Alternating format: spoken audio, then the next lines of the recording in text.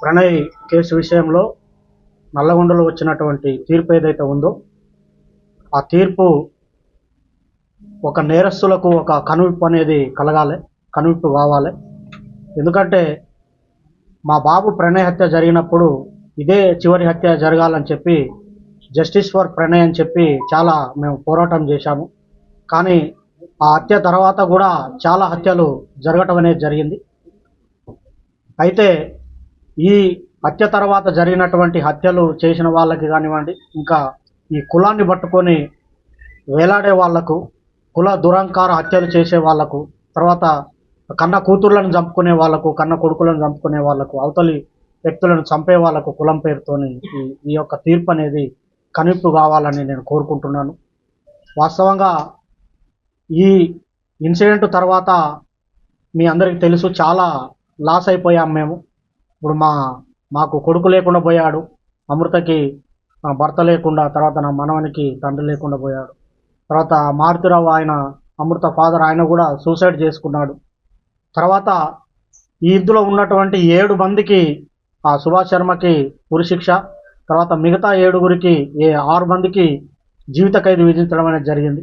వారి కుటుంబాలు కూడా బాధపడుతూ ఉంటాయి. కాబట్టి ఎవరైతే ఈ సుపారీలు తీసుకొని హత్యలు చేసే వాళ్ళకి ఇది ఒక కనువిప్పు కావాలి. ఏదన్నా ఉంటే మాట్లాడుకోవటం కానివ్వండి, సమస్య పరిష్కారానికి సామరస్యంగా చేసుకోవాలి తప్ప మేనేజ్ చేయొచ్చులే, వాళ్ళకి అంతో ఇంతో డబ్బులు ఇవ్వచ్చులే, మేనేజ్ చేయొచ్చులే అని చెప్పి చంపడం అనేది కరెక్ట్ కాదు. ఈ కేసు విషయంలో మమ్మల్ని కూడా అనేక రకమైనటువంటి ప్రలోభాలు పెట్టినప్పటికి కూడా మేము ఎక్కడ లొంగకుండా న్యాయం జరగాలి, ఈ హత్యతోని మిగతా కుల హత్యలు ఆగిపోవాలని చెప్పి మేము పోరాటం అనేది చేయటం జరిగింది. 6.5 సంవత్సరాలు మేము ఎదురు చూసాం న్యాయం కోసం, మేము సాక్ష్యం చెప్పి.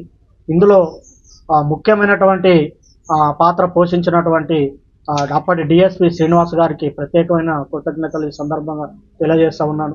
ఎందుకంటే సారు ఐఓగా చాలా గొప్పగా ఆ కేసును పకడ్బందీగా, చాలామంది మమ్మల్ని అన్నారు ఎందుకు కేసు లేట్ అవుతుంది, ఛార్జ్షీట్ లేట్ అవుతుంది, ఏదో జరుగుతుందని. కానీ సార్ మీద మేము నమ్మకం పెట్టుకొని ఉండటం వల్ల లేట్ అయినప్పటికి కూడా ఒక పకడ్బందీ 200 పేజీల ఛార్జ్షీటు, దాదాపు 100 మంది సాక్షులను పెట్టి ఛార్జ్షీట్ వేసి గట్టిగా కేసును పకడ్బందీగా చేశారు. తర్వాత దానికి సహకరించినటువంటి ఎస్పీ రంగనాథ్ గారికి కూడా ఈ సందర్భంగా ప్రత్యేకమైన కృతజ్ఞతలు తెలియజేస్తూ ఉన్నాను. సార్ ఆధ్వర్యంలో మంచి టీము సుభాష్ శర్మను ఆ రోజు వెళ్ళి పట్టుకోవటము, తర్వాత నిందితులందరినీ పట్టుకోవటం విషయంలో కూడా సారు అనేకమైనటువంటి టెక్నిక్స్ ఉపయోగించి, టెక్నికల్ ఎవిడెన్స్ ఉపయోగించి తర్వాత ఈ సాక్ష్యాలను కూడా ప్రొడ్యూస్ చేయడం అనేది జరిగింది.